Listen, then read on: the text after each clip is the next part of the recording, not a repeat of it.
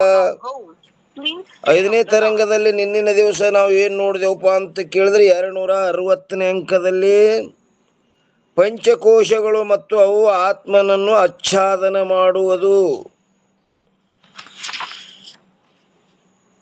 ಒರೆಯ ಖಡ್ಗವನ್ನು ಯಾವ ಪ್ರಕಾರ ಮುಚ್ಚಿರುತ್ತದೆಯೋ ಅದರಂತೆ ಪಂಚಕೋಶಗಳು ಆತ್ಮನ ಸ್ವರೂಪವನ್ನು ಆಚ್ಛಾದನ ಮಾಡಿರುತ್ತವೆ. ಆ ಖಡ್ಗವನ್ನು ಹ್ಯಾಂಗ ಒರೆ ಮುಚ್ಚದಲ್ಲ ಹಾಂಗಿ ಪಂಚಕೋಶಗಳು ಏನ್ ಮಾಡ್ಯಾವಪ್ಪ ಅಂತ ಕೇಳಿದ್ರೆ ಆತ್ಮನನ್ನ ಆಚ್ಛಾದನ ಮಾಡ್ಯಾವ. ಆದ್ದರಿಂದ ಅನ್ನಮಯ ಮೊದಲಾದವುಗಳಿಗೆ ಕೋಶವೆಂದು ಹೇಳುತ್ತಾರೆ. ಅನೇಕ ಮಂದಮತಿಗಳಾದ ಪುರುಷರು ಅನಾತ್ಮ ಪದಾರ್ಥಗಳಾದ ಯಾವ ಪಂಚಕೋಶಗಳಿರುವವೋ ಅವುಗಳಲ್ಲಿ ಒಬ್ಬೊಬ್ಬರು ಒಂದೊಂದನ್ನು ಆತ್ಮವೆಂದು ಗ್ರಹಿಸಿ ಮುಖ್ಯ ಸಾಕ್ಷಿಯಾದ ಆತ್ಮಸ್ವರೂಪದಿಂದ ವಿಮುಖರಾಗಿಯೇ ಇರುತ್ತಾರೆ. ಯಾಕಂದ್ರೆ ಮುಖ್ಯ ಆತ್ಮ ಯಾವುದು ಸಾಕ್ಷಿ ಆತ್ಮನನ್ನು ಬಿಟ್ಟು ಏನ್ ಮ್ಯಾಲ ಕೋಶಗಳದವಲ್ಲ ಆ ಕೋಶಗಳಿಗೆ ಒಬ್ಬೊಬ್ಬರು ಆತ್ಮ ಎಂದು ಗ್ರಹಿಸ್ತಾರವರು. ಆದ್ದರಿಂದ ಅನ್ನಮಯ ಮೊದಲಾದವುಗಳು ಆತ್ಮಸ್ವರೂಪವನ್ನು ಆಚ್ಛಾದನ ಮಾಡಿರುತ್ತವೆ. ಅಂತ ಪ್ರಸಂಗದಲ್ಲಿ ಯಾರ್ಯಾರು ಯಾವ್ದಕ್ಕೆ ಯಾವ ಕೋಶಕ್ಕೆ ಆತ್ಮ ಅಂದರಪ್ಪ ಅನ್ನೋದು ಇಲ್ಲಿ ಹೇಳವ್ರು ಅದಾರ್ರಿ.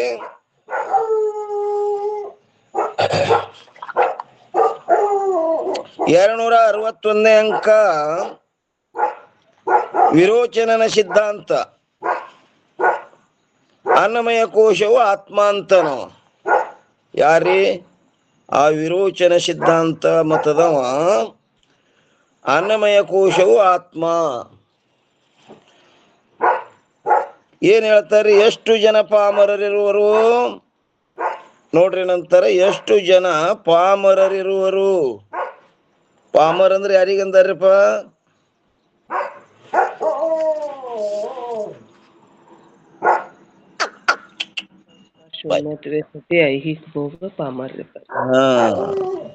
ಶಾಸ್ತ್ರ ಸಂಸ್ಕಾರ ಶೂನ್ಯತ್ವೆ ಸತಿ ಐಹಿಕ ಭೋಗ ಪಾಮರ. ಪಾಮರ ಪಾಮರ ಅಂದ್ರೆ ಯಾರಿಗಂದ್ರು? ಶಾಸ್ತ್ರ ಸಂಸ್ಕಾರ ಇಲ್ಲ ಅವ್ರಿಗೆ. ಈ ಲೋಕದ ಭೋಗ ವಿಷಯಗಳಿಟ್ರೆ ಸಿಕ್ಕ್ರ ಸಾಕು. ಹಿಂಗ ಯಾರಂತಾರ ಅವ್ರಿಗೆ ಪಾಮರ ಅಂತ ಕರೀತಾರ್ರಿ. ಅವ್ರಿಗೆ ಶಾಸ್ತ್ರ ಅಂದ್ರೆ ಏನ್ರಮ್ಮ? ಶಾಸ್ತ್ರ ಪರ ಅಜ್ಞಾತ ಜ್ಞಾಪಕಂ ಶಾಸ್ತ್ರ. ಜನನ ಮರಣ ಶಾಸನ ಮಾಡದೆ ಶಾಸ್ತ್ರ. ಅಜ್ಞಾತ ಜ್ಞಾಪಕಂ ಈ ಶಾಸ್ತ್ರ.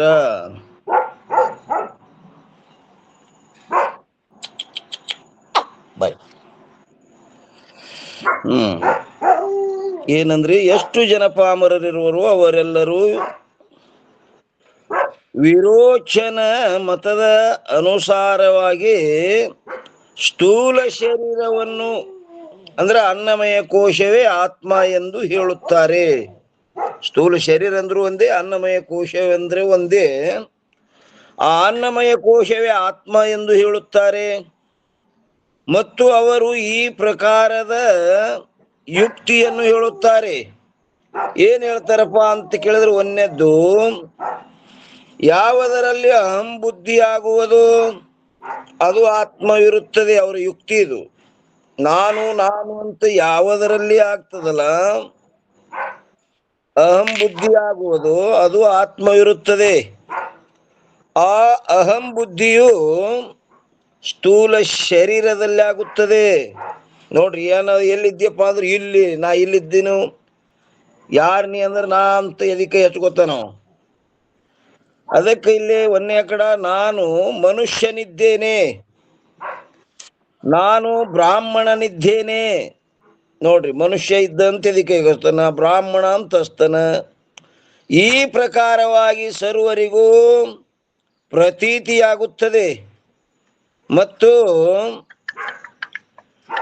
ಮನುಷ್ಯತ್ವ ಬ್ರಾಹ್ಮಣತ್ವಗಳು ಸ್ಥೂಲ ಶರೀರದಲ್ಲಿಯೇ ಇರುತ್ತವೆ ಈ ಮನುಷ್ಯತ್ವ ಆಗಲಿ ಬ್ರಾಹ್ಮಣತ್ವ ಆಗಲಿ ಎಲ್ಲಿದವಪ್ಪ ಅಂತ ಕೇಳಿದ್ರೆ ಈ ಸ್ಥೂಲ ಶರೀರದಲ್ಲಿಯೇ ಇರುತ್ತವೆ. ಆದ್ದರಿಂದ ಸ್ಥೂಲ ಶರೀರವು ಅಹಂ ಬುದ್ಧಿಗೆ ವಿಷಯವಾಗುವುದರಿಂದ ಆತ್ಮವಾಗಿರುತ್ತದೆ. ಈ ಅಹಂ ಬುದ್ಧಿಗೆ ವಿಷಯವಾದ್ದರಿಂದ ಈ ಸ್ಥೂಲ ಶರೀರವೇ ಏನಾಯ್ತಪ್ಪ ಅಂತ ಕೇಳಿದ್ರೆ ಆತ್ಮವಾಗಿರುತ್ತದೆ. ಎರಡನೇ ಕಡ,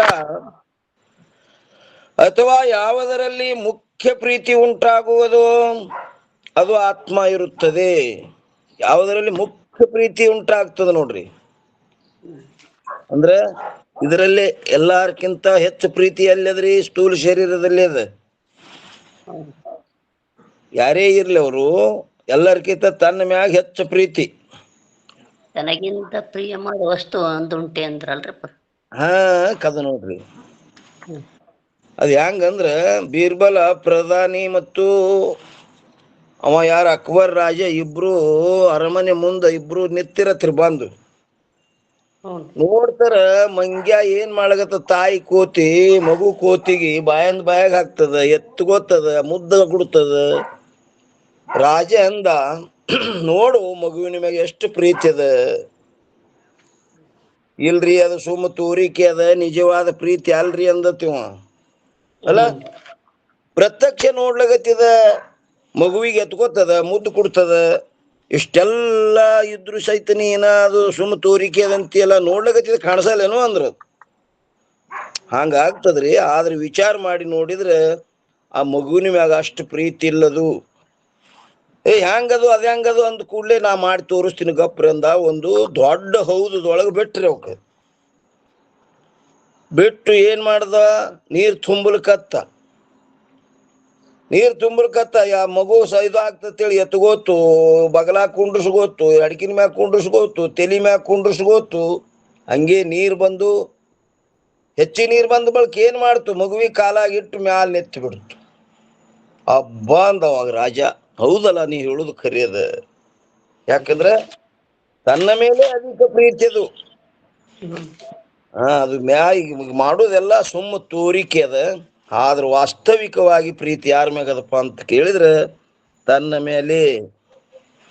ಅದಕ್ಕೆ ಕಡ ಸ್ತ್ರೀ, ಪುತ್ರ, ಧನ, ಪಶು ಮೊದಲಾದವುಗಳು ಸ್ಥೂಲ ಶರೀರಕ್ಕೆ ಉಪಕಾರಿಗಳಾಗಿದ್ದರೆ ಮಾತ್ರ ಅವುಗಳಲ್ಲಿ ಪ್ರೀತಿ ಉಂಟಾಗುತ್ತದೆ. ಮತ್ತು ಎರಡನೇದ್ದು, ಒಂದು ವೇಳೆ ಸ್ಥೂಲ ಶರೀರಕ್ಕೆ ಉಪಕಾರಿಗಳಾಗದಿದ್ದರೆ ಪ್ರೀತಿ ಉಂಟಾಗುವುದಿಲ್ಲ. ಅವ್ರ ಸ್ವಲ್ಪ ವಿರೋಧ ಆದ್ರಂದ್ರ ನಡಿ ಬ್ಯಾಡ್ ನಡಿ, ಯಾರು ನಮ್ಮವ್ರತ ಹಿಂಗ ಏನಾಗ್ತಾನ, ಬಿಟ್ಟು ಹೋಗ್ತಾನೋ. ಯಾವುದರ ನಿಮಿತ್ತವಾಗಿ ಅನ್ಯ ಪದಾರ್ಥಗಳಲ್ಲಿ ಪ್ರೀತಿ ಉಂಟಾಗುತ್ತದೆಯೋ ಅಂತ ಸ್ಥೂಲ ಶರೀರದಲ್ಲಿ ಮುಖ್ಯ ಪ್ರೀತಿ ಇರುತ್ತದೆ. ಆದ್ದರಿಂದ ಸ್ಥೂಲ ಶರೀರವೇ ಆತ್ಮ ಇರುತ್ತದೆ. ಆ ಸ್ಥೂಲ ಶರೀರ ಏನದಲ್ಲ ಅದುವೇ ಆತ್ಮ ಅದ. ಸ್ಥೂಲ ಶರೀರಕ್ಕೆ ವಸ್ತ್ರ, ಭೂಷಣ, ಅಂಜನ, ಮಜ್ಜನಗಳಿಂದಲೂ ನಾನಾ ಪ್ರಕಾರವಾದ ಭೋಜನಗಳಿಂದಲೂ, ಉಣಿಸೋದಾಗ್ಲಿ ತಿನ್ನಿಸೋದಾಗ್ಲಿ, ಇವೆಲ್ಲ ನಾನಾ ಪ್ರಕಾರದ ಭೋಜನಗಳಿಂದಲೂ ಶೃಂಗಾರಗಳಿಂದಲೂ ಪೋಷಣ ಮಾಡುವುದೇ ಪರಮ ಪುರುಷಾರ್ಥವಿರುತ್ತದೆ. ಹಿಂಗೆಲ್ಲ ಅದಕ್ಕೆ ಏನ್ ಮಾಡೋದು, ಎಲ್ಲ ಉಣಿಸೋದಾಗ್ಲಿ ತಿನ್ನಿಸೋದಾಗ್ಲಿ, ಉಡಿಸೋದು, ಎಣ್ಣೆ ಹಚ್ಚೋದು, ಪೌಡರ್ ಹಚ್ಚೋದು, ಇದೆಲ್ಲ ಏನದಪ್ಪ ಅಂತ ಕೇಳಿದ್ರೆ ಪರಮ ಪುರುಷಾರ್ಥವಿರುತ್ತದೆ ಅಂತಾರವ್ರು. ಇದು ಯಾರಿಗಪ್ಪ ಅಂದ್ರ ಅಸುರರಿಗೆ. ಅಸುರ ಅಂದ್ರೆ ರಾಕ್ಷಸರಿಗೆ ಒಡೆಯನಾದ ವಿರೋಚನನ ಸಿದ್ಧಾಂತವಿರುತ್ತದೆ. ಹಿಂಗ ಹೇಳುದು ಯಾರ್ದಪ್ಪ ಅಂದ್ರ ಆ ರಾಕ್ಷಸರ ಒಡೆಯನಾದ ವಿರೋಚನ ರಾಜಾವ, ಅವನ ಸಿದ್ಧಾಂತದರಿ. ವಿರೋಚನ ಯಾರ ಮಗ ಗೊತ್ತನ್ರಿಪ್ಪ? ಪ್ರಹ್ಲಾದನ್ ತಂದ್ರಪ್ಪ ಅವ್ರು. ಪ್ರಹ್ಲಾದನ ಮಗವ ಬಲಿಚಕ್ರ. ಇವ್ರ ತಂದೆ ಹಿರಣ್ಯಕಶ್ಯಪ್ರಿ. ಪ್ರಹ್ಲಾದನ ತಂದೆ ಹಿರಣ್ಯಕಶ್ಯಪ. ಪ್ರಹ್ಲಾದನ ಮಗ ಆತನ ಮಗ. ಪ್ರಹ್ಲಾದನ ಭಕ್ತ ಪ್ರಹ್ಲಾದ ನೋಡ್ರಿ ಅವ ಅಂತ ಜ್ಞಾನಿ ಒಟ್ಟಿಲೆ ಹುಟ್ಟ್ಯಾನ ಇಂಥವ. ಹ್ಮ್ ಭಕ್ತ ಪ್ರಹ್ಲಾದ ಜ್ಞಾನಿ ಅವ, ಹ್ಞೂನ್ರಿಪ್ಪ. ಅವನ ಒಟ್ಟಿಲೆ ಹುಟ್ಟ್ಯಾನ್ರಿ ಅವ ವಿರೋಚನ. ಹ್ಞೂನ್ರಿ. ಮತ್ತ ಇವನ ಮಗ ಯಾರಪ್ಪ ಅಂತ ಕೇಳಿದ್ರ 3 ಪಾದ ಬಲಿ ಭೂಮಿ ರಾಜ ಕೊಟ್ಟವ ನೋಡ್ರಿ ಅವ. ವಾಮನ ರೀ. ಬಲಿಚಕ್ರವರ್ತಿ. ಬಲಿಚಕ್ರ ಮಗ ರೀ, ಒಂದು ಮಗ ವಿರೋಚನ ಮಗ. ಹ್ಞೂನ್ರಿಪ್ಪ, ಭೂಮಿ ಕೊಟ್ಟ. ಹಾ, ಬಲಿಚಕ್ರವರ್ತಿಯ ತಂದೆ ಭಕ್ತ ಪ್ರಹ್ಲಾದನ ಮಗ ಯಾರಪ್ಪ ಅಂದ್ರ ಇವ ವಿರೋಚನ. ನೋಡ್ರಿ ಎಂತವನ್ ಒಟ್ಟಿಲಿ ಅಂತ ಹುಟ್ಟೆ ನೀವು ನಡುವರ್ಕ. ಮತ್ತ ಅವನ ಒಟ್ಟಿಲಿ ಅವ ಬಲಿ, ಅವ ಎಂತ ಹುಟ್ಟ್ಯಾನ ನೋಡ್ರಿ. ಅವನು ಪರಮಾತ್ಮನನ್ನೇ ಬಾಗ್ಲ ಕಾಯ್ಲಿಕ್ಕೆ ಇಟ್ಕೊಂಡು ಕೂತಿದವ. ಆತ್ಮ ನಿವೇದನ ಭಕ್ತಿ ಒಂದು. ಹಾ ಮತ್ರಿ. ಏನಂತಾರ ಇಲ್ಲಿ, ಇದು ರಾಕ್ಷಸರಿಗೆ ಒಡೆಯನಾದ ವಿರೋಚನನ ಸಿದ್ಧಾಂತವಿರುತ್ತದೆ ಹಿಂಗ ಹೇಳುದು. ಅದ್ರ ಮ್ಯಾಗ ಒಂದು ಟಿಪ್ಪಣಿ ಕೊಟ್ಟಾರ ನೋಡ್ರಿ, 303. ಏನಂತಾರಿ ಒಂದೇ ಕಡ, ನಾನು ನೋಡುತ್ತೇನೆ ಕೇಳುತ್ತೇನೆ ಈ ರೀತಿಯಿಂದ ಇಂದ್ರಿಯಗಳಲ್ಲಿಯೂ ಕೂಡ ಬುದ್ಧಿಯನ್ನು ನೋಡುವುದರಿಂದ ಮತ್ತು ಸ್ಥೂಲ ಶರೀರಕ್ಕಿಂತಲೂ ಇಂದ್ರಿಯಗಳಲ್ಲಿ ಅಧಿಕ ಪ್ರೀತಿಯು ಕಂಡು ಬರುವುದರಿಂದ ಸ್ಥೂಲ ದೇಹದಲ್ಲಿ ಬುದ್ಧಿ ಮತ್ತು ಮುಖ್ಯ ಪ್ರೀತಿಯು ವ್ಯಭಿಚಾರಿಯಾಗುವುದರಿಂದ, ಏನಂದ್ರೆ ಸ್ಥೂಲ ದೇಹದಲ್ಲಿ ಅಹಂಬುದ್ಧಿ ಮತ್ತು ಮುಖ್ಯ ಪ್ರೀತಿಯ ವ್ಯಭಿಚಾರವಾಗುವುದರಿಂದ. ವ್ಯಭಿಚಾರ ಅಂದ್ರಿ ಅದು ಒಂದ್ರ ಮೇಲೆ ಇರುದಿಲ್ರಪ್ಪರ, ಬೇರೆ ಬೇರೆ ಅನ್ಯದ್ರ ಮೇಲೆ ಹೋಗ್ಬಿಡ್ತದ್ರಿ ಪ್ರೀತಿ. ಹಾ, ವ್ಯಭಿಚಾರಿ ಅಂದ್ರೆ ಒಮ್ಮೆ ಇದ್ದು ಒಮ್ಮೆ ಇಲ್ಲ ಆಗುದ್ರಿ. ಒಮ್ಮೆ ಇರುದು ಮತ್ತೊಮ್ಮೆ ಇಲ್ಲ ಆಗುದಕ್ಕೆ ವ್ಯಭಿಚಾರಿ ಅಂತ ಕರೀತಾರ್ರಿ. ಈಗ ಯಾರಾದ್ರೂ ಈಗ ಮುಖ್ಯ ಪ್ರೀತಿ ಸ್ಥೂಲ ಶರೀರದಲ್ಲೇ ಅಂದ ಬಳಕ ಯಾರಾದ್ರೂ ಬಡ್ಲಿಕ್ಕೆ ಬಂದ್ರ ಏನ್ ಮಾಡ್ತಾನ್ರಿ, ಇಂದ್ರಿಯಗಳನ್ನು ಮರಿ ಮಾಡ್ಕೊತಾನ. ದೇಹದ ಮ್ಯಾಗಿಂದ ಹೋಯ್ತಿರಪ್ಪ, ಇಂದ್ರಿಯದ ಮೇಲೆ ಬತ್ ನೋಡ್ರಿ ಅಲ್ಲಿ ಬೆನ್ನಾಗ ಹೊಡಿ, ಆದ್ರೆ ಇಂದ್ರಿಯಗಳಿಗೆ ಬಡಿಬಾರ್ದತ್ತ ಮರಿ ಮಾಡ್ಕೊತಾನ ನಾವು. ಅದಕ್ಕೆ ಎಲ್ಲಿ ಬತ್ರಿ, ಆ ದೇಹದ ಮ್ಯಾಗ ಹೋಗಿ ಇಂದ್ರಿಯ ಮ್ಯಾಗ ಬತ್ತಿಲ್ರಿ. ಮತ್ತು ಮುಖ್ಯ ಪ್ರೀತಿಯು ವ್ಯಭಿಚಾರವಾಗುವುದರಿಂದ ಮತ್ತು ಎರಡನೇ ಕಡ ನನ್ನ ದೇಹವಿರುತ್ತದೆ ಮತ್ತು ನನಗೆ ಧಿಕ್ಕಾರವಿರಲಿ. ನೋಡ್ರಿ ಏನಂತಾನ, ಒಮ್ಮ ನನ್ನ ದೇಹ ಅಂತಾನ ಮತ್ತು ನನಗೆ ಧಿಕ್ಕಾರವಿರ್ಲಿ ಅಂತ. ನಾವು ಏನರೇ ಅಂತ ಅಪಚಾರ ಮಾಡದಂದ್ರ ಅವಾಗ ಏನ್ ಮಾಡ್ತಾನ, ಅದು ಮಾನ ಭಂಗ ಆಗೋದಕ್ಕಿಂತ ಸತ್ತು ಹೋಗುದು ಚಲೋ ಅಂತೇಳಿ ಹೋಗಿ ಉರ್ಲರಿ ಹಾಕೋತಾನ, ಏನ್ರ ಮಾಡ್ಕೋತಾನ. ಮತ್ತ ಅದು ಮುಖ್ಯ ಪ್ರೀತಿ ಇದ್ರೆ ಅದ್ರ ಮ್ಯಾಗ ಧಿಕ್ಕಾರ ಆಗಬಾರ್ದು. ನನಗೆ ಧಿಕ್ಕಾರವಿರಲಿ. ಈ ರೀತಿಯಿಂದ ಸ್ಥೂಲ ಶರೀರವು ಮನಬುದ್ಧಿಗಳಿಗೂ ಮತ್ತು ದ್ವೇಷಕ್ಕೂ, ಏನಂತರಿ, ಮನ ಬುದ್ಧಿಗಳಿಗೂ ಮತ್ತು ದ್ವೇಷಕ್ಕೂ ವಿಷಯವಾಗುವುದರಿಂದ, ಮನಸ್ಸಿನಿಂದಲೂ ತಿರಸ್ಕಾರ ಮಾಡ್ತಾನ, ಬುದ್ಧಿಯಿಂದಲೂ ತಿರಸ್ಕಾರ ಮಾಡ್ತಾನ, ದ್ವೇಷ ಆಗ್ತದ, ದ್ವೇಷಕ್ಕೂ ವಿಷಯವಾಗುವುದರಿಂದ ಈ ಸ್ಥೂಲ ಶರೀರವು ಆತ್ಮವಲ್ಲ.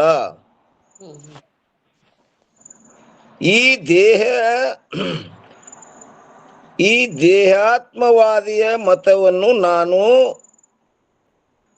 ಎಲ್ರಿ ಪಂಡಿತ ಪಿತಾಂಬರಿಜಿಯವರು ಶ್ರೀ ಪಂಚದಶಿಯ ಚಿತ್ರದೀಪದ 61ನೇ ಶ್ಲೋಕದ ಟಿಪ್ಪಣದಲ್ಲಿ ವಿಶೇಷವಾಗಿ ಖಂಡನ ಮಾಡಿರುತ್ತೀವಿ.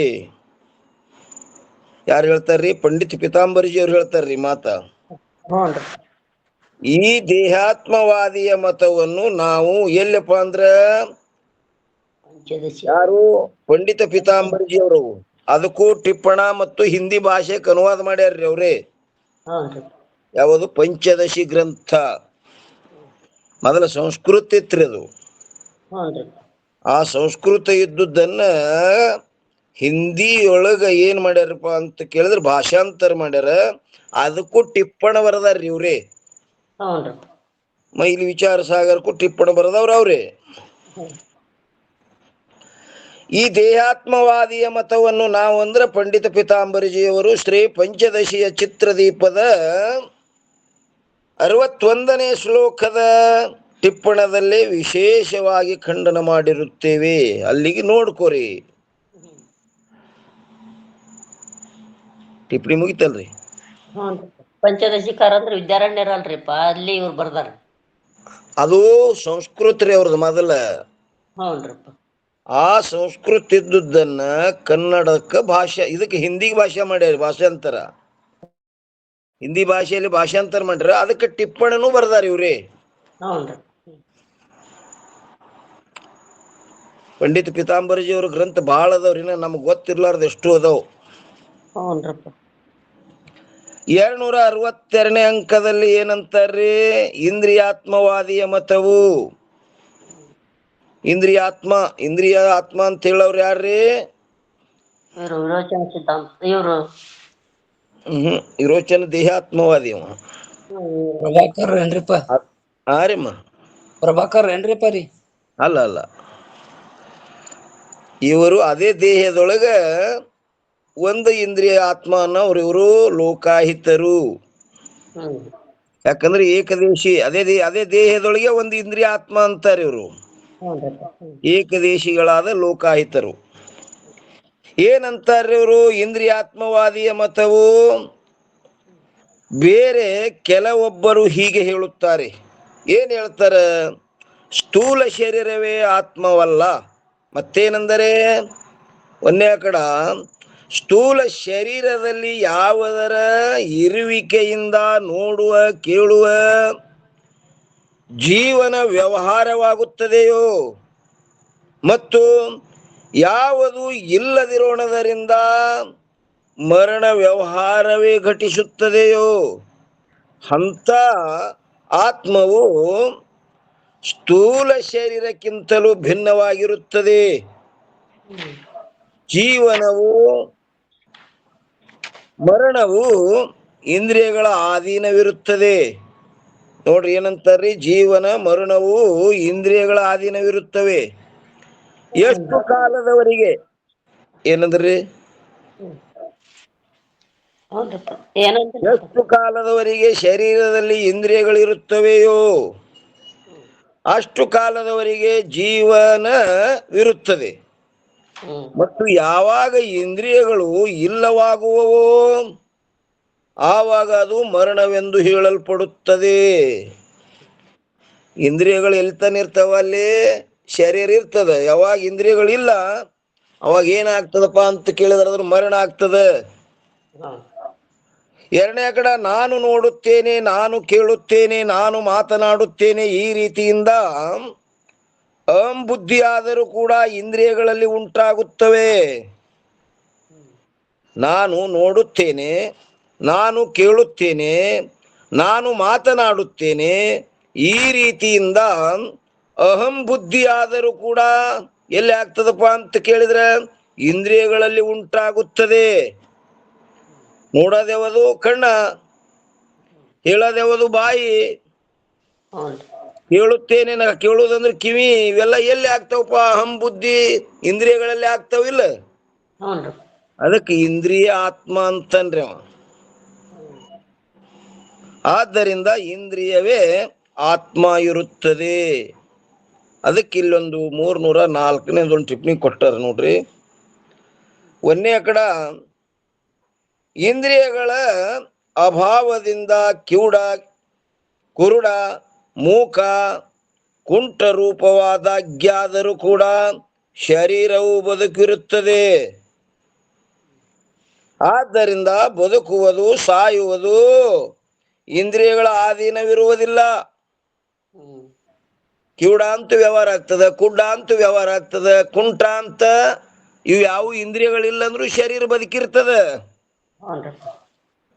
ಇಂದ್ರಿಯಗಳ ಅಭಾವದಿಂದ ಕಿವುಡ, ಕುರುಡ, ಮೂಕ, ಕುಂಠ ರೂಪವಾದ ಅಜ್ಞಾದರೂ ಕೂಡ ಶರೀರವು ಬದುಕಿರುತ್ತದೆ. ಆದ್ದರಿಂದ ಬದುಕುವುದು ಸಾಯುವುದು ಇಂದ್ರಿಯಗಳ ಅಧೀನವಿರುವುದಿಲ್ಲ. ಇನ್ನು ಎರಡನೇದು ಆರೇಮ ಇಂದ್ರಿಯ ಇರ್ಲಿಕ್ಕೂ ಬದುಕ್ತಾರ, ಇಂದ್ರಿಯನೇ ಆತ್ಮ ಅಲ್ಲ ಅಂತಾರ ಅವ್ರು. ಹಾ, ಮತ್ತೆ ಇಂದ್ರಿಯ ಆತ್ಮ ಅಲ್ಲ. ಇಂದ್ರಿಯ ಇಲ್ಲಂದ್ರು ಶರೀರ ಬದುಕ್ತದಲ್ಲ. ಹ್ಞೂನ್ರಿ. ಎಷ್ಟೋ ಮಂದಿ ಕುಡ್ರದಾರ, ಕಿವುಡ್ರದಾರ, ಕುಂಟ್ರದಾರ, ಮತ್ತ ಅವ್ರ ಸತ್ಯ ಹೋಗಿಲ್ಲ. ಇಂದ್ರಿಯಗಳು ಇಲ್ಲಂದ್ರು ಅದಾರಿಲ್ರಿ. ಹ್ಞೂನ್ರಿ. ನೀ ಹೇಳು ಮಾತ ಸರಿ ಇಲ್ಲ ಅಂತಾರ. ಹ್ಮ್. ನಾನು ಹಸಿದಿರುತ್ತೇನೆ, ನಾನು ಹಸಿವೆ ಉಳ್ಳವನಾಗಿದ್ದೇನೆ. ನೋಡ್ರಿ ಒಮ್ಮೇನಂತ, ನಾನು ಹಸಿದಿರುತ್ತೇನೆ, ನಾನು ಹಸಿವೆ ಉಳ್ಳವನಾಗಿದ್ದೇನೆ. ಹ್ಮ್. ನಾನು ಏನ್ರಿ ನೀರಡಿಸಿರುತ್ತೇನೆ, ತೃಷೆಯುಳ್ಳವನಾಗಿದ್ದೇನೆ. ತ್ರಷೆ ಉಳ್ಳವನಾಗಿದ್ದೇನೆ ಎಂದು ಹಸಿವು ತ್ರಷೆಯ ರೂಪ ಧರ್ಮವುಳ್ಳ ಪ್ರಾಣದಲ್ಲಿ ಆದರೂ ಕೂಡ ಅಹಂಬುದ್ಧಿ ಇರುವುದರಿಂದ, ಹ್ಮ್. ಬರೀ ಇಂದ್ರಿಯಗಳಲ್ಲಷ್ಟೇ ಅಲ್ಲ, ಪ್ರಾಣದಲ್ಲಿ ಅಹಂಬುದ್ಧಿ ಆಗ್ಲಿಕ್ಕತ್ತದ. ಹ್ಮ್. ಏನಂತಾರ್ರಿ? ಪ್ರಾಣದಲ್ಲಿ ಆದರೂ ಕೂಡ ಅಹಂಬುದ್ಧಿ ಇರುವುದರಿಂದ. ಮತ್ತು ಮೂರನೇದು, ನನ್ನ ಕಣ್ಣು, ನನ್ನ ವಾಣಿ ಎಂದು ಹೀಗೆ ಇಂದ್ರಿಯಗಳು ಏನಾಗ್ತವ? ಮಮಕಾರ ಬುದ್ಧಿಗೆ ವಿಷಯವಾಗುವುದರಿಂದ. ಇವೆದಕ್ಕಾಗ್ಲಿಕತ್ತವ? ಮಮಕಾರಕ್ಕೆ ವಿಷಯ ಆಗ್ಲಿಕತ್ತವ್ರಿ ಇವು. ನನ್ನು ಅಂತನ್ರಿ ಅಲ್ಲಿ, ಇಲ್ಲಿ ಪ್ರಾಣಕ್ ನಾನ್ ಅಂತನ್ರಿ ಶಿವತೃಷಕ. ನನ್ನ ಕಣ್ಣು, ನನ್ನ ವಾಣಿ ಎಂದು ಹೀಗೆ ಇಂದ್ರಿಯಗಳು ಎದಕ್ಕಪ್ಪ ಅಂದ್ರ ಅಹಂಕಾರಕ್ಕಿಲ್ಲ, ಮಮಕಾರಕ್ಕೆ ವಿಷಯ ಆಗ್ಲಿಕತ್ತವ. ಮಮಕಾರ ಬುದ್ಧಿಗೆ ವಿಷಯವಾಗುವುದರಿಂದ ಇಂದ್ರಿಯಗಳಲ್ಲಿರುವ ಅಹಂ ಬುದ್ಧಿಯು ವ್ಯಭಿಚಾರವಿರುತ್ತದೆ. ಎಲ್ಲಿದರಿ? ಇಂದ್ರಿಯಗಳಲ್ಲಿ ನೀ ಏನ ನಾನ ಅಂತೀಯಲ್ಲ, ಆ ಬುದ್ಧಿ ಏನಾಯ್ತು? ಈಗ ವ್ಯಭಿಚಾರ ಆಯ್ತು. ನನ್ನದತ್ತು ಬತ್ರಿ ಈಗ. ಪ್ರಾಣದಲ್ಲಿ ಹೋಯ್ತು, ನನ್ನದಂತೂ ಬಂತೀಗ. ಬುದ್ಧಿಯು ವ್ಯಭಿಚಾರವಿರುತ್ತದೆ. ಆದ್ದರಿಂದ ಇಂದ್ರಿಯವು ಆತ್ಮವಲ್ಲ. ಇಂದ್ರಿಯಾತ್ಮವಾದಿಯ ಮತದ ವಿಶೇಷವಾದ ಖಂಡನವನ್ನು ನಾವು ಶ್ರೀ ಪಂಚದಶಿಯ ಚಿತ್ರದೀಪದಲ್ಲಿ 65ನೇ ಶ್ಲೋಕದ ಟಿಪ್ಪಣದಲ್ಲಿ ಬರೆದಿರುತ್ತೇವೆ. ಅಲ್ಲಿ ನೋಡ್ಕೋರತ್ತಾರ ಅವ್ರು, ಪಂಡಿತ್ ಪೀತಾಂಬರ್ಜಿ ಅವರು. ವಿಸ್ತಾರ ಬೇಕಾಯ್ತಂದ್ರ ಇದನ್ನು ಖಂಡನ ಮಾಡಿವಿ, ಪ್ರಾಣನೇ ಆತ್ಮ ಅಲ್ಲ ಅಲ್ಲಿ ಹೇಳಿವಿ ಅಂತಾರ ಅವ್ರು. ಅದನ್ನು ಖಂಡನ, ವಿಶೇಷವಾಗಿ ಖಂಡನ ಮಾಡಿದ್ದೇವೆ ನಾವು ಅಲ್ಲಿ.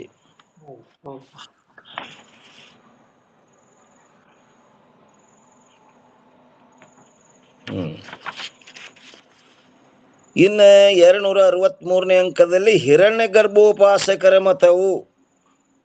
ಇವರು ಪ್ರಾಣ ಆತ್ಮ ಅಂತಾರ್ರಿ.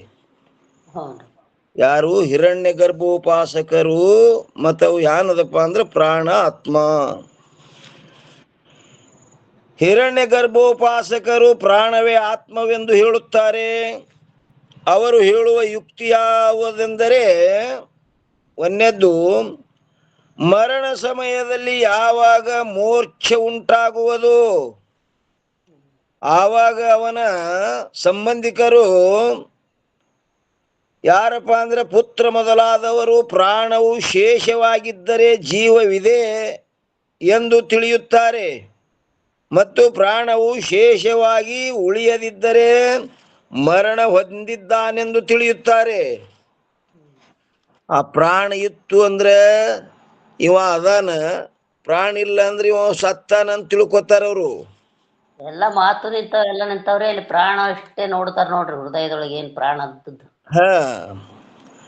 ಅದಕ್ಕೆ ಪ್ರಾಣವು ಶೇಷವಾಗಿದ್ದರೆ ಜೀವವಿದೆ ಎಂದು ತಿಳಿಯುತ್ತಾರೆ, ಮತ್ತು ಪ್ರಾಣವು ಶೇಷವಾಗಿ ಉಳಿಯದಿದ್ದರೆ ಮರಣ ಹೊಂದಿದ್ದಾನೆಂದು ತಿಳಿಯುತ್ತಾರೆ. ಇನ್ನು ಎರಡನೇ ಕಡೆ, ಅಥವಾ ಶರೀರದಲ್ಲಿ ನೇತ್ರೇಂದ್ರಿಯವಿಲ್ಲದಿದ್ದರೂ ಕುರುಡವಾದ ಶರೀರವು ಬದುಕಿರುತ್ತದೆ. ನೇತ್ರ ಇಲ್ಲಂದ್ರೂ ಶರೀರ ಬದುಕ್ತದೆ. ಶ್ರೋತ್ರೇಂದ್ರಿಯವಿಲ್ಲದಿದ್ದರೂ ಕಿವುಡನು ಇರುತ್ತಾನೆ, ವಾಣಿಯು ಇಲ್ಲದೆ ಮೂಕನು ಇರುತ್ತಾನೆ. ಹೀಗೆ ಯಾವ ಇಂದ್ರಿಯವಿಲ್ಲವೋ ಆ ಇಂದ್ರಿಯದ ವ್ಯಾಪಾರವಿಲ್ಲದಿದ್ದರೂ ಶರೀರವು ಬದುಕಿಯೇ ಇರುತ್ತದೆ. ಆದರೆ ಪ್ರಾಣವಿಲ್ಲದಿದ್ದರೆ ಅದೇ ಕ್ಷಣದಲ್ಲಿ ಶವದಂತೆ ಅಮಂಗಲವಾಗಿ ಭಯಂಕರ ರೂಪದಿಂದ ಬಿದ್ದು ಬಿಡುತ್ತದೆ. ಇಂದ್ರಿಯ ಇಲ್ಲಂದ್ರೆ ಶರೀರ ಬದುಕಬಹುದು, ಪ್ರಾಣ ಇಲ್ಲಂದ್ರ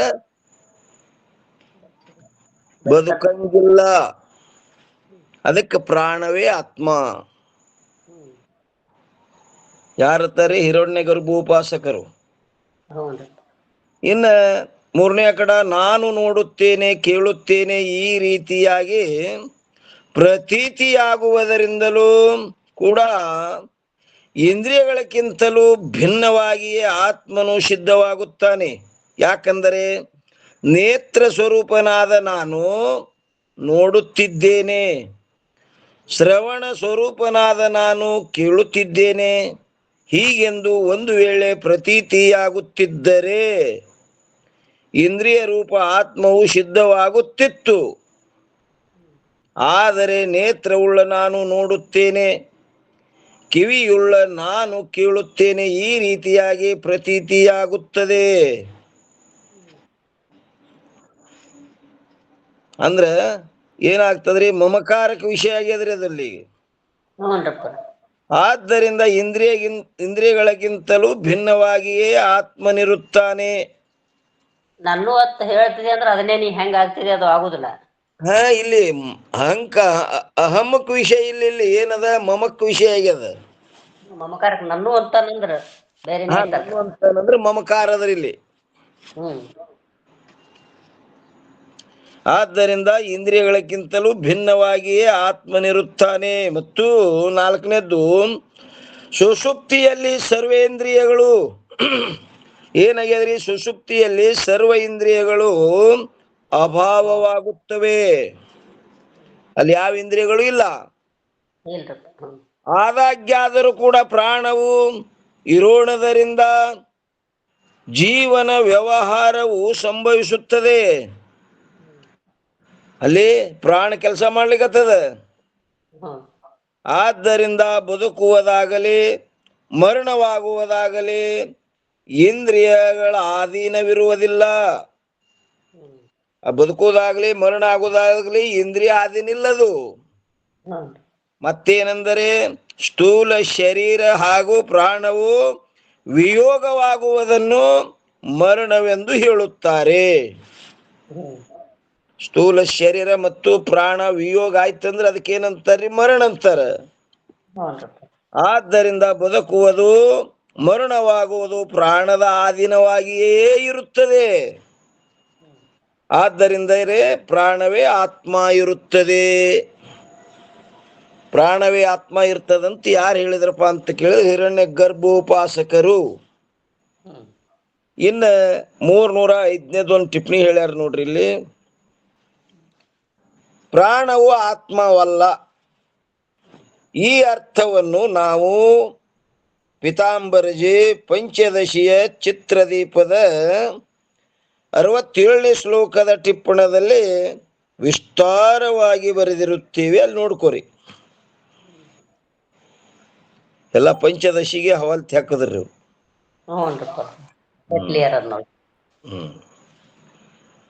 ಅಪ್ಪರೇ, ಹ್ಞೂನ್ರಿಪ್ಪ. ಈ ಆತ್ಮ ಶಬ್ದಕ್ಕ ಅರ್ಥಕ್ಕ ಸಿದ್ಧಾಂತ ಬಿಂದು ಪ್ರಕಾಶನದಾಗಲಿ ಬಹಳಷ್ಟು ಮಂದಿನೂ ಕೂಡ ಹೇಳಿದಂತ ಪ್ರಸಂಗವನ್ನ ಹ್ಞೂರಿ ಈ ಸಿದ್ಧ ಲಕ್ಷ್ಮಣ ಸಂಘದೊಳಗೆ ಸುಮಾರು 15-16 ಜನ ಅದರ ಬಗ್ಗೆ ಅಭಿಪ್ರಾಯ ಪಟ್ಟಿದ್ದನ್ನ ಕೊಡ್ತಾರೆ ಇಲ್ಲಿ ಗ್ರಂಥದಾಗ. ಹೌದೌದ್ರಿ. ವಿಚಾರ ಸಾಗರದಾಗ ಆತ್ಮನ ಬಗ್ಗೆ ಹೇಳಿದ ಬಗ್ಗೆ ಒಂದೇ ಒಂದು ಶಬ್ದ ಐತ್ರಿ. ಅದು ಆತ್ಮ ಎಂದ್ರೆ ತಮ್ಮ ಸ್ವರೂಪ ಅಂತ ಇಷ್ಟೇ ಕೊಟ್ಬಿಟ್ಟಾರೆ. ಮುಗಿದೋಯ್ತ್ರಿ ಅಲ್ಲಿ. ಅಲ್ಲಿ ಅನ್ಯ ಮತವಾದಿಗಳು ಯಾತ್ಯಾತ್ಕೋ ಆತ್ಮ ಅಲ್ಲಗತ್ತಾರ್ರಿ ಅವರು. ಅನ್ನಕತ್ತಾರ 15-16 ಪ್ರಕಾರದ ಭಿನ್ನ ಅಂಬುಳಗಳನ್ನ ಇಲ್ಲಿ ಕೊಟ್ಟಾರ್ರಿ ಮಾಹಿತಿಗೆ. ಆದ್ರೆ ವಿಚಾರ ಸಾಗರದಾಗ ಹೇಳಿದ್ ಮಾತ್ರ ಆತ್ಮ ಅಂತಂದ್ರೆ ತನ್ನ ಸ್ವರೂಪ ಅಂತ ತಿಳ್ಕೊಂಡೆ. ಅದೇ ಸಿದ್ಧಾಂತ ಬಿಂದು ಪ್ರಕಾಶದಾಗ ಆತ್ಮ ಎಂಬ ಹೆಸರು ವ್ಯಾಪಕಕ್ಕೆ ಇದೆ ಅಂತ ಹೇಳ್ತಾರೆ. ವಿಚಾರ ಸಾಗರದಾಗ ಆತ್ಮ ಎಂದ್ರೆ ತನ್ನ ಸ್ವರೂಪ ಅಂತ ಹೇಳ್ತಾರೆ. ಆಮೇಲೆ ಕ್ಷಣಿಕ ವಿಜ್ಞಾನವಾದಿ ಹೇಳ್ತಕ್ಕಂತ ಆತ್ಮದ ಡೆಫಿನೇಷನ್ ಅನ್ನ ಆತ್ಮ ಅಂತಂದ್ರೆ ವಿಜ್ಞಾನವಾದಿಯು ಕ್ಷಣಿಕ ವಿಜ್ಞಾನ ಅಂದ್ರೆ ಬುದ್ಧಿ ಅಂತಂದ್ರೆ ಹೌದೌದು ವಿಜ್ಞಾನಕ್ಕೆ ಆತ್ಮ ಅಂತಂತಾರೆ. ಇನ್ನು ಸಿದ್ಧಾಂತಿಗಳು ಒಪ್ಪಿದ್ದು ಅಂದ್ರೆ ಅಜ್ಞಾನ ತತ್ ಕಾರ್ಯಗಳಿಗೆ ಸಾಕ್ಷಿಯಾಗಿರುವುದೇ ನಮ್ಮ ಮತದಲ್ಲಿ ಆತ್ಮವಾಗಿರುತ್ತದೆ. ಇದು ಸಿದ್ಧಾಂತ ಮತ ಇದೆ. ಹ್ಮ್ ಇದು ನಿರ್ಧಾರ ಕೊನೆಗೆ ಸಿದ್ಧಾಂತ. ಅಜ್ಞಾನ ತತ್ಕಾರ್ಯಗಳಿಗೆ ಸಾಕ್ಷಿ. ನಮ್ಮ ಮತದಲ್ಲಿ ಆತ್ಮವಾಗಿರುತ್ತದೆ ಅಂತ ಕೊಟ್ಟಾರಪ್ಪ. ಯಾಕಂದ್ರೆ ಅಜ್ಞಾನದ ಕಾರ್ಯಗಳೆಲ್ಲ ಸಾಕ್ಷಿಗೆ ಏನಾಗ್ತಾವ್ರಿ? ದೃಶ್ಯ ಆಗ್ತಾವು. ಅದಕ್ಕೆ ದೃಶ್ಯ ಆಗ್ತಾವ ಅಂದ್ರೆ ಯದೃಶ್ಯಂ ತನ್ನಷ್ಟಂ. ಯಾವ ದೃಶ್ಯ ಆಗಿದೆ ಅದು ನಷ್ಟ ಆಗಿ ಹೋಗ್ತದ.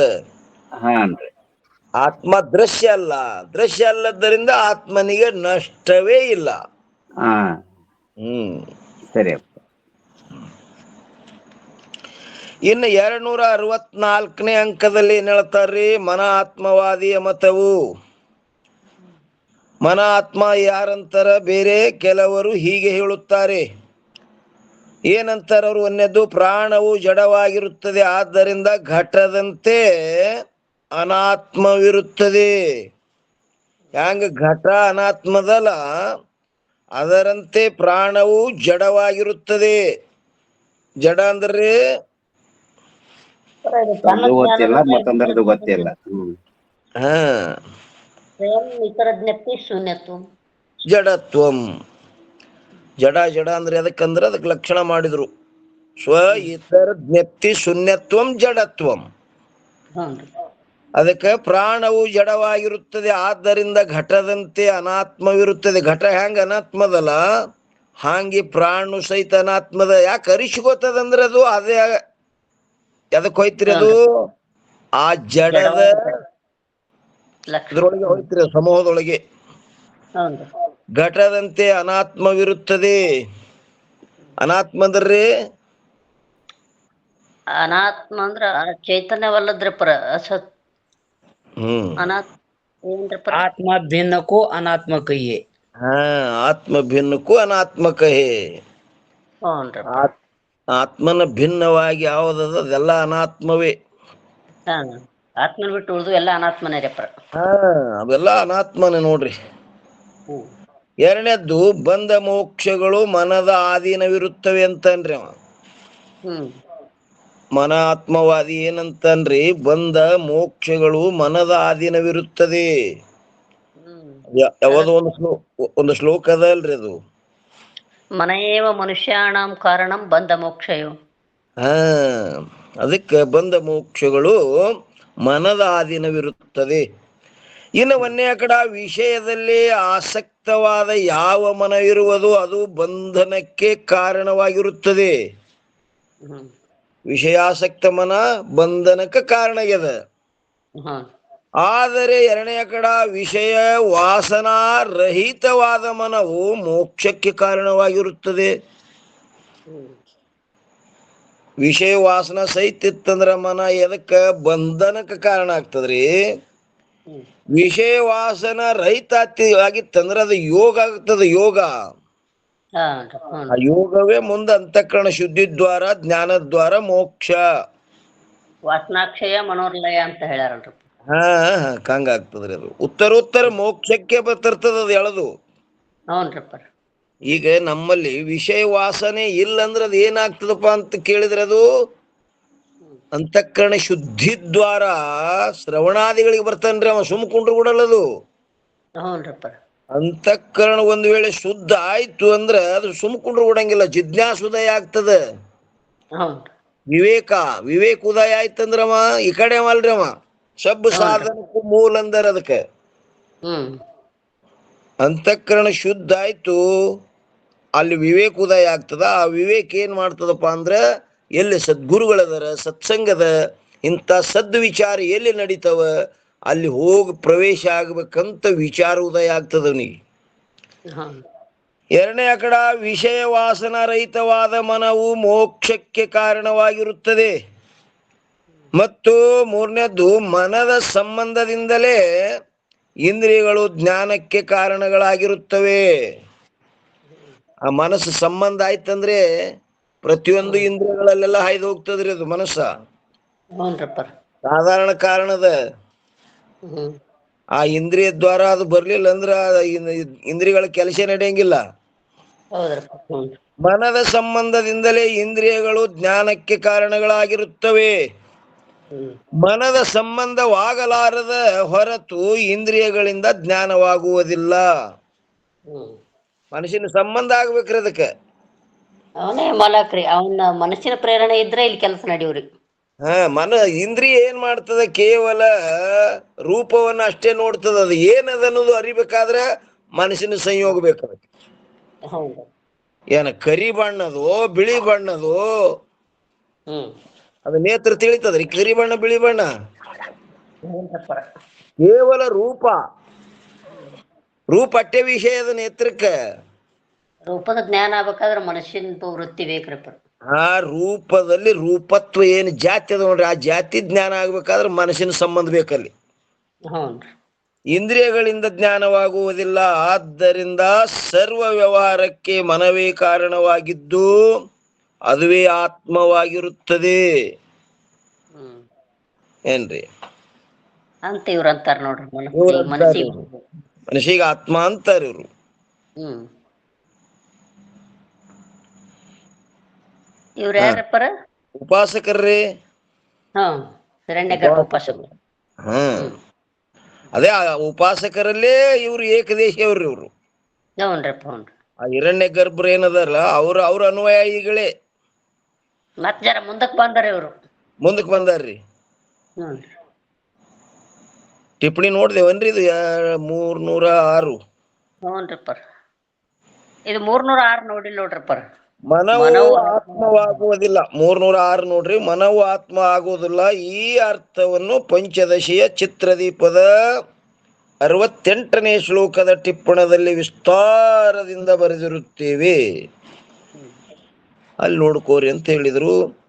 ಇನ್ನ 265ನೇ ಅಂಕದಲ್ಲಿ ವಿಜ್ಞಾನವಾದಿಯಾದ ಬೌದ್ಧನ ಮತವು ಏನಂತಾರ್ರಿ? ವಿಜ್ಞಾನವಾದಿಯಾದ ಬೌದ್ಧನ ಮತವು ಬುದ್ಧಿಯೇ ಆತ್ಮ ಅಂತನ್ರಿ.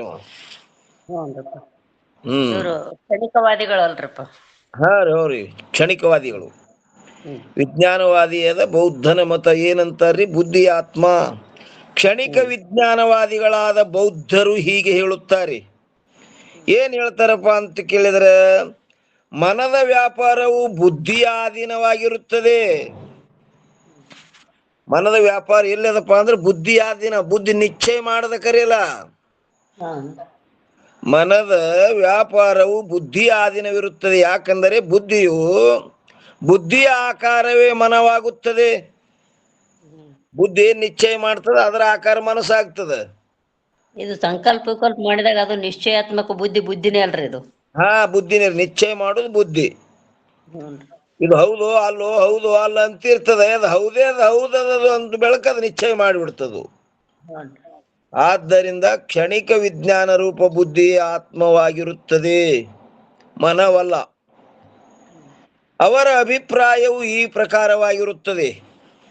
ಯಾರಿದು? ಬೌದ್ಧರ ಅಭಿಪ್ರಾಯ ಏನದಪ್ಪ ಅಂದ್ರೆ, ಒಂದನೇದ್ದು ಸಂಪೂರ್ಣ ಪದಾರ್ಥಗಳು ವಿಜ್ಞಾನ ಅಂದ್ರ ಬುದ್ಧಿಯ ಆಕಾರವೇ ಇರುತ್ತವೆ. ಎರಡನೇದ್ದು ಆ ವಿಜ್ಞಾನವು ಪ್ರಕಾಶ ರೂಪವಿರುತ್ತದೆ.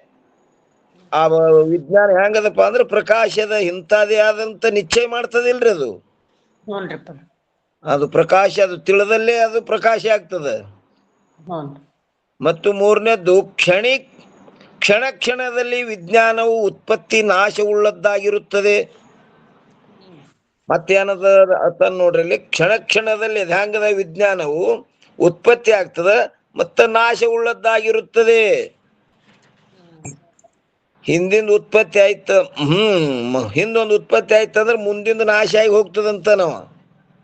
ಕ್ಷಣಕ್ಕೆ ಬದಲಾವಣೆ ಆಗ್ತದ ನೋಡ್ರಿ. ಬದಲಾವಣೆ ಆಗ್ತದೆ. ಈ ಒಂದು ವಸ್ತು ನೋಡ್ದೆ ಆ ವಸ್ತು ಇಂಥದ ತಿಳಿದೆ ಅಂದ್ರೆ ಮತ್ತೊಂದು ವಸ್ತು ನೋಡಕರಿ ಹಿಂದಿಂದು ಇಲ್ಲ, ಹೋಯ್ತದು. ಪೂರ್ವ ವಿಜ್ಞಾನವು ನಾಶ ಹೊಂದುತ್ತದೆ ಅಂದ್ರೆ ಮೊದಲನೇದ್ದು. ಅದರಂತೆ ದ್ವಿತೀಯ ವಿಜ್ಞಾನವು ಉತ್ಪತ್ತಿಯಾಗುತ್ತದೆ. ತೃತೀಯ ವಿಜ್ಞಾನವು ಉತ್ಪತ್ತಿಯಾಗುವುದರಿಂದ ದ್ವಿತೀಯ ವಿಜ್ಞಾನದ ನಾಶವು, ಚತುರ್ಥ ವಿಜ್ಞಾನವು ಉತ್ಪತ್ತಿಯಾಗುವುದರಿಂದ ತೃತೀಯ ವಿಜ್ಞಾನದ ನಾಶವೂ ಆಗುತ್ತದೆ. ಅಂದ್ರೆ ಮುಂದಿನ ಉತ್ಪತ್ತಿ ಆದಂಗ ಹಿಂದಿನ ನಾಶ ಆಕೋತ ಹೋಗ್ತದಂತ ನಾವು. ಹೌನ್ರಿ. ಈ ರೀತಿಯಿಂದ ನದಿಯ ಪ್ರವಾಹದಂತೆ ಹೆಂಗ ನೀರ್ ಹರ್ಕೋತ ಹೋಗ್ಬಿಡ್ತದಲ್ರಿ. ನೀನ್ ಇಲ್ಲೇ ಇದೀವಿ ಅಂತೀವಿ, ಅವ್ ನೀರ್ ಮುಂದ್ ಹೋಗೇ ಬಿಟ್ಟದ್ರಪ್ಪರ. ಇದೇ ನೀರ ಅಂತ ನಾವ್ ಅಂತೇವ್, ಕರೆ ನೀರ್ ಇಲ್ಲವು ಎಲ್ಲೋ ಹೋಗು ದೂರ.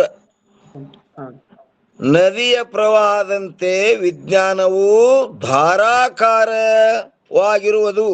ಸಂಭವಿಸುತ್ತದೆ. ಆ ವಿಜ್ಞಾನದ ಧಾರಾಕಾರವು 2 ಪ್ರಕಾರವಾಗಿರುತ್ತದೆ.